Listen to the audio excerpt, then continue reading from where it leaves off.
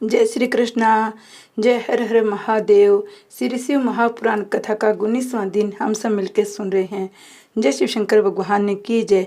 हमने सुना कि भगवान हरि वृंदा की चिता में मोहित हो जाते हैं तो देवी देवताएं सब तीनों बीज डालते हैं, तीनों देवियों के देवी बीज डालते हैं। उसमें धात्री, मालती और तुलसी प्रकट होती है। विधात्री के बीच से धात्री, लक्ष्मी के बीच से मालती और गौरी के बीच से तुलसी प्रकट होती है। धात्री और तुलसी ने प्रीति की तो विष्णु जी को प्यारी है। वनस्पतियों को देखकर शंकर भगवान अपने श्री कैलाश को चले गए और विष्णु भगवान वैकुंठ को चले गए और सब अपने सुखपूर्वक रहने लगे। अब शंखचूड़ की उत्पत्ति। विधाता के पुत्र थे मरीचि, मरीचि के पुत्र थे कश्यप।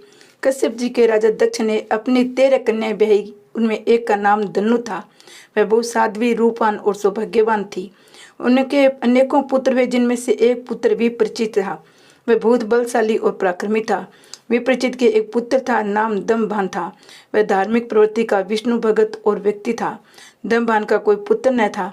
उसने शंकराचार्य से कृष्ण मंत्र की दीक्षा लेकर 1,00,000 वर्ष तक पुष्कर में तपस्या की। उसके तप से प्रसन्न होकर देवता ब्रह्मा जी को साथ लेकर विष्णु जी के पास गए। विष्णु जी ने उन्हें बताया कि वह पुत्र प्राप्ति के लिए तप कर रहा है। मैं उसे वरदान देकर संतुष्ट कर दूंगा। विष्णु जी की बात सुनकर देवता अपने अपने लोकों को चले गए। देवताओं के चले जाने के पश्चात श्री हरि वर प्रदान करने के लिए पुष्कर में गए। ब्रह्मा ने श्री हरि से कहा, मेरा पुत्र महापराक्रमी, त्रिलोकी विजेता और देवताओं पर विजय प्राप्त करने वाला होना चाहिए। श्री हरि तथास्तु कहकर अपने लोक को चले गए। समय आने पर उसकी पत्नी के गर्भ में भगवान श्री कृष्ण के परम मित्र सुदामा जी पधारे। उसे पूर्व में राधा जी ने श्राप दे रखा था। पुत्र की उत्पत्ति के पश्चात उसका नाम शंखचूड़ रखा गया। उसका बाल लीलाओं को देख देख कर उसके माता पिता आनंदित हो रहे थे। शंखचूड़ ने भी अपने पिता दमभान की तरह पुष्कर में जाकर कठिन तप किया। उसकी तपस्या से संतुष्ट होकर ब्रह्मा जी उसे वर देने के लिए आए। उसने ब्रह्मा जी से वरदान मांगा कि मुझे देवता पराजित न कर सके। ब्रह्मा जी ने तथास्तु कहकर उसे श्री कृष्ण का अक्षय कवच प्रदान किया और उसे बोले, तुम बंदरिका आश्रम जाओ, वहां पर तुलसी जी तप कर रही है, तुम उससे विवाह कर लेना, तुलसी धर्मराज की कन्या है। इतना कहकर ब्रह्मा जी अंतर्ध्यान हो गए। शंखचूड़ बद्रिकाश्रम में जाकर तुलसी से मिला। ब्रह्मा जी ने समय प्रकट होकर उन दोनों का गंधर्व रीति से विवाह किया। वे दोनों सुंदर सुंदर स्थानों पर जाकर रमन करने लगे। शंखचूड़ तुलसी के साथ विवाह करके जगह जगह रमन करता रहा। अपने घर पहुंचा। गुरु शंकराचार्य से उसने आशीर्वाद प्राप्त किया। शंकराचार्य ने देवता और दानवों को संभाविक बताकर शंखचूड़ को दानवेंद्र के पद पर अभिषेक किया। शंखचूड़ दैत्यों का भारी फौज लेकर इंद्र को पराजित करने के लिए चल पड़ा। उसका इंद्र के साथ घमासान युद्ध हुआ। देवता लोग डर कर गुफाओं और कंदराओं में जाकर छिप गए। शंखचूड़ ने देवताओं का अपहरण कर लिया। त्रिलोकी पर शंखचूड़ का अधिकार हो गया। वह यज्ञ का भाग विश्व लेने लगा। इस प्रकार वह इंद्र बन गया। सूर्य, चंद्रमा, इंद्र, कुबेर आदि सभी देवताओं को उसने अपने अधिकार में कर लिया। शंखचूड़ गोलोक स्वामी श्री कृष्ण का बहुत भारी मित्र और भगत था। वह पूरे जन्म के श्राप से दानव योनि को प्राप्त हो गया था, परंतु उसकी बुद्धि देवताओं जैसी थी। सभी देवता शंखचूड़ से पराजित होकर ब्रह्मा जी के पास पहुंचे। ब्रह्मा जी उन्हें श्री हरि के पास ले गए। श्री हरि ने उन्हें बताया कि मुझे सब पता है, वह पूरे जन्म में मेरा मित्र सुदामा था, परंतु आप लोगों के हित के लिए मैं शिव जी से परामर्श करूंगा, अतः आप चिंता न करें। श्री हरि ब्रह्मा जी और देवताओं के साथ भगवान शिव के कैलाश गए। त्रिनेत्रधारी भगवान शिव जी की अपूर्व छटा बिखेर रही थी। वे पार्वती के साथ रत्न में सिंहासन पर विराजमान थे। उनकी छटा देखकर भगवान विष्णु अति प्रसन्न हुए। वे वहां हो रहे नृत्य गीत आदि का आनंद लेने लगे। श्री हरि देवादिदेव शंकर की स्तुति करने लगे। हे भगवान, हम सब शंखचूड़ से त्रस्त हो रहे हैं, हमारी उनसे रक्षा कीजिए, हमारा उद्धार कीजिए। भगवान शंकर श्री हरि से बोले, मैं शंखचूड़ को अच्छी तरह से जानता हूँ। वह राधा के श्राप के कारण राक्षस बना है। वह श्री कृष्ण के पूरे जन्म में मित्र था। शिव जी उन्हें बताए रहे थे। कितने में श्री कृष्ण राधा के साथ वहां आए। उन्होंने शिव जी की स्तुति की। शिव जी प्रसन्न हो गए। शिव जी ने शंखचूड़ को मारने का उन्हें आश्वासन दिया। भगवान शंकर ने शंखचूड़ के पास गंधर्व राज चित्ररथ को भेजा। शंखचूड़ का नगर महेंद्र कुबेर के भवन के पास था। वहां पहुंचकर दूत ने शंखचूड़ से कहा, मेरा नाम पुष्पदत्त है, तुम या तो देवताओं के अधिकारी उन्हें लुटा दो या शंकर जी के साथ युद्ध करो। मैं शंकर भगवान का दूत हूँ, जो ठीक समझो वैसा करो। शंखचूड़ ने कहा, यह भूमि वीर भोग्य है, मैं वीर पिता का वीर पुत्र हूँ, इसलिए मैं शंकर जी से युद्ध करूंगा। मैं बिना युद्ध के देवताओं को भाग नहीं लौटाऊंगा। मैं कल ही प्रातः काल रुद्र लोक की यात्रा करूंगा। ये सुनकर पुष्पदंत शिव जी के पास लौट गया, वहाँ का सारा वृत्तांत बताया। ये सुनकर शिव जी क्रोध में भर गए। उन्होंने वीरभद्र आदि गणों और भद्रबली आदि देवताओं को बुलाकर शंखचूड़ का वध करने की आज्ञा प्रदान की। भगवान शिव जी स्वयं भी अपने गणों को लेकर चल पड़े। उनके साथ 8 भैरव, 8 वसु, 11 रुद्र, 12 सूर्य, अग्नि, चंद्रमा, विश्वकर्मा, यम, कुबेर, अश्वनी कुमार, नल, कुंवर, सभी पार्षद और भद्रकाली आदि देवता चले। काली की जीभ 1 योजन तक लपलपा रही थी। उनके हाथ में खप्पर था। वह आकाश को छूने वाला त्रिशूल था। 1 योजन लंबी शक्ति लेकर चल रही थी। उनके साथ 3 करोड़ योगिनियां थी। 3 करोड़ डाकिनी चल रही थी। भगवान शिव ने चंद्रभागा नदी के तट पर एक वट वृक्ष के नीचे अपना आसन जमाया। शिव जी के दूत पुष्पदत्त के चले जाने पर शंखचूड़ ने अपनी पत्नी तुलसी के साथ जाकर कहा, मैं कल प्रातः काल शिव जी से युद्ध करने जाऊंगा। रात में उसने अपनी पत्नी से अनेक बातें की। दोनों क्रीड़ा करते हुए सुख के सागर में गोते खाने लगे। प्रातःकाल उठकर शंखचूड़ ने राज्य का भार अपने पुत्र को सौंप दिया। पत्नी तुलसी को देखभाल का जिम्मा भी पुत्र को देकर रोती हुई पत्नी को समझा बुझाकर सेनापति को बुलाया। सेनापति ने सेना को तैयार किया। थोड़े समय में उसके दुमर्द वीर तैयार हो गए। उसके साथ 3 लाख अश्वनी सेना भी। उसने भी पुष्पभद्रा नदी के तट पर वृक्ष के नीचे डेरा डाला। वहां से उसने शिव जी की सेना का अवलोकन किया। शंखचूड़ शिव जी के पास अपना दूत भेजकर सूचित किया कि मैं युद्ध के लिए आ गया हूँ। शिव जी ने दूत से कहा, तुम जाकर अपने स्वामी से कहो कि देवताओं से वैर त्याग कर उनसे संधि करने की भलाई है। प्राणियों का विरोध बहुत बुरा होता है। तुम ऋषि कश्यप की संतान हो। इस पर दूत बोला, हे नाथ, आपने जो कुछ कहा वह सत्य है, परंतु सारा दोष असुरों का ही नहीं है। आप देवताओं के पक्षपाती हैं। आपको ऐसा नहीं करना चाहिए, क्योंकि आप देवताओं और असुरों सबके भगवान हैं। उसकी बात सुनकर शंकर जी बोले, हम तो भक्तों के अधीन हैं। देव कार्य में युद्ध करने में मुझे कुछ भी शर्म नहीं है। दूत शंखचूड़ के पास वापस चला गया। दूत ने शिव जी की सभी बातें शंखचूड़ को बताई।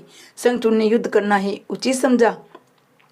उसने अपनी सेना को युद्ध करने की आज्ञा दी। इधर शिव जी ने भी युद्ध करने की आज्ञा प्रदान की। भगवान शंकर भी तैयार हो गए। तरह तरह के रणवाद बजने लगे। दोनों पक्षों के वीर भयानक मारकाट करने लगे। महेंद्र का वर्ष प्रवक के साथ युद्ध होने लगा। विष्णु का दंभ के साथ, कालका का कालसुर के साथ, गोकुर्ण का हुतासन के साथ, कुबेर का काल्य के साथ, विश्वकर्मा का मलक के साथ, भयंकर से मृत्यु संहार से यम, कालंबिकी के साथ वरुण युद्ध करने लगे। अभी तक पुत्रों सहित भगवान शंकर वृक्ष मूल में बैठे रहे। सारी पृथ्वी कटे वीरों और वाहनों से पट गई। शंखचूड़ का युद्ध समस्त देवता दैत्यों से पराजित होकर इधर उधर भागने लगे। कुरु देवता भगवान शंकर की शरण में आए। तब बोले शंकर कुपित होकर युद्ध करने को चल पड़े। वे युद्ध में पहुंचकर अक्षौणी सेना का संहार करने लगे। इधर देवी काली भी दैत्यों को मार मार कर उनका रक्तपान करने लगी। सकंद ने भी सैकड़ों बाणों से दानों का संहार कर डाला। जो दानव बच गए वह डरकर भाग गए। शंखचूड़ अपनी सेना का संहार होते देखकर स्वयं युद्ध करने लगा। वह कान तक धनुष को खींचकर बाण छोड़ने लगा। इससे युद्ध के मैदान में अंधकार छा गया। उसकी इस माया को शिव जी के गण देवता भी नहीं समझ के शंखचूड़ ने सकंद पर शक्ति का प्रहार किया। इस शंखचूड़ के रथ को सकंद ने चकनाचूर करके उसके कवच, कुंडल, किरीट आदि को ध्वस्त कर दिया। शंखचूड़ ने सकंद पर शक्ति का वार करके पृथ्वी पर गिरा दिया। काली सकंद को उठाकर शिव जी के पास ले गई। शिव जी ने उसे जीवन दान प्रदान किया और युद्ध करने लगे। वीरभद्र और शंखचूड़ में घोर युद्ध होने लगा। काली दानव वीरों को चबाने लगी। देवी भद्रकाली युद्ध के क्षेत्र में भयानक सिंहनाद करके गर्जना करने लगी। उनकी गर्जना से अनेक दानव मूर्छित हो गए। विकराल दांतों वाली चंडी राक्षसों का रक्तपान करने लगी। शंखचूड़ से काली के साथ युद्ध करने लगे। काली ने शंखचूड़ पर बाणों की वर्षा की, जिसे शंखचूड़ ने शांत कर दिया। इस पर काली ने नारायण अस्त्र चलाया।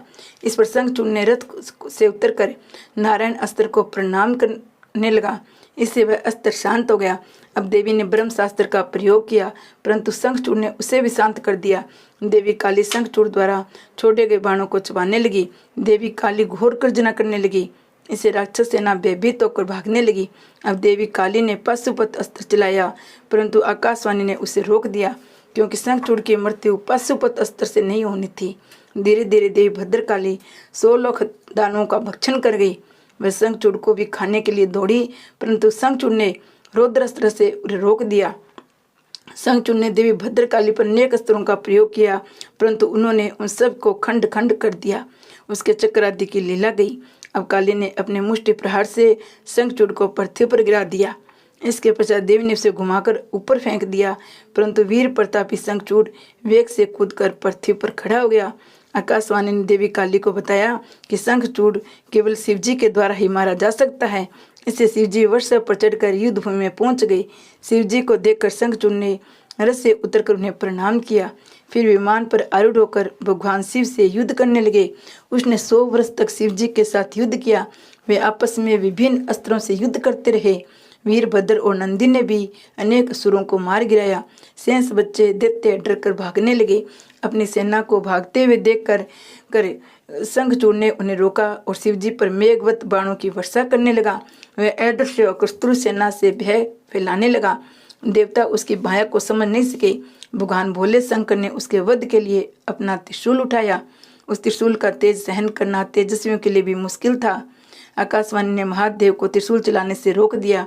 आकाशवाणी ने कहा, आप वेद मर्यादा का नाश न करें। इसके पास जब तक विष्णु का दिया कवच और पतिव्रता पत्नी है तब तक वह नहीं मारा जा सकता। तब शिवजी ने त्रिशूल को रोक लिया। इसके बाद शिवजी ने विष्णु जी का स्मरण किया। विष्णु जी वहां आए। विष्णु जी ने वर्ध ब्राह्मण का भेष बनकर शंखचूड़ के पास जाकर उसे भिक्षा में कवच मांगा। शंखचूड़ ने अपना कवच उन्हें भिक्षा में दे दिया। इसे विष्णु जी शंखचूड़ का वेश धारण करके उसकी पत्नी तुलसी के पास गए और तुलसी के साथ रमन करने लगे। समय मिलते शिवजी ने विजय नामक शूल शंखचूड़ पर चलाया। इससे उसका संहार हो गया। आकाश में धुंध भी बजने लगी। देवता फूलों की वर्षा करने लगे। शंखचूड़ भी साप मुक्त हो गया। उसकी अस्थियों में से एक प्रकार के शंख की जाति पैदा हुई। तुलसी श्राप वर्णन। भगवान श्री हरि ने देवताओं के कार्य हेतु ब्राह्मण का रूप धरकर शंखचूड़ से कवच मांगा। फिर शंखचूड़ का रूप धारण करके उसकी पत्नी तुलसी के पास गए। तुलसी ने उन्हें अपना पत्नी समझकर सिंहासन पर बैठाकर चरणामृत लिया। उन्हें पान का बेड़ा देकर युद्ध के समाचार पूछे। तब उन्होंने बताया कि हे प्रिय, ब्रह्मा जी के द्वारा हम दोनों में संधि हो गई है। इस कारण शिव जी चले गए हैं। मैं तुम्हारे पास आ गया हूँ। फिर विष्णु जी तुलसी के साथ रमन करने लगे। भोग के समय तुलसी ने उन्हें दूसरा मनुष्य जानकर श्राप देने को तैयार हो गई। तो विष्णु जी अपने असली रूप में प्रकट हो गए। तुलसी अपना पतिव्रता भंग जानकर क्रोध में भरकर उनसे बोली, हे विष्णु, तुम्हें दया नहीं है। तुम्हारा हृदय पाषाण के समान है। तुम पत्थर बन जाओ। तुम्हें दया का सागर कहना गलत है। तुमने छल से अपने भगत का वध कराया है। इतना कहकर वह विलाप करने लगी। उसका विलाप देखकर श्री हरि ने शिव जी का स्मरण किया। तब वहाँ शिव जी प्रकट होकर तुलसी को संसार की नश्वरता की बात समझाने लगे। उसी समय उसकी तपस्या का फल प्रदान किया। उसने कहा, तुम दिव्य रूप धारण करके वैकुंठ में श्री हरि के साथ रमन करो। तुम एक रूप से नदी, दूसरे से तुलसी नामक वंशपति बनोगी। क्षीर सागर की तुम पत्नी भी बनोगी। इस तरह तुलसी को समझाकर भगवान शंकर ने कहा कि तुम्हारे श्राप से विष्णु भी शिला बनकर तुम्हारे साथ नदी के जल में रहेंगे। उसी शिला को अनेकों कीड़े काट काट कर चक्कर के निशान बना देंगे। तब उसे विष्णु शालिग्राम कहा जाएगा। इस प्रकार तुलसी को समझाकर शिव जी अंतर ध्यान हो गए। तुलसी भी शरीर को त्याग कर दिव्य रूप धारण करके विष्णु जी के साथ वैकुंठ को चली गई। इसके बाद तुलसी गंडकी नदी होकर बहने लगी। विष्णु जी नदी के तट पर पत्थर बन गए। कीड़ों ने उसे पत्थर को काट काट कर चक्कर के निशान बन गए। वे पत्थर बड़े ही पुण्यदायक हुए। वे पत्थर शालिग्राम कहलाए। जय शिव शंकर भगवान की जय हो।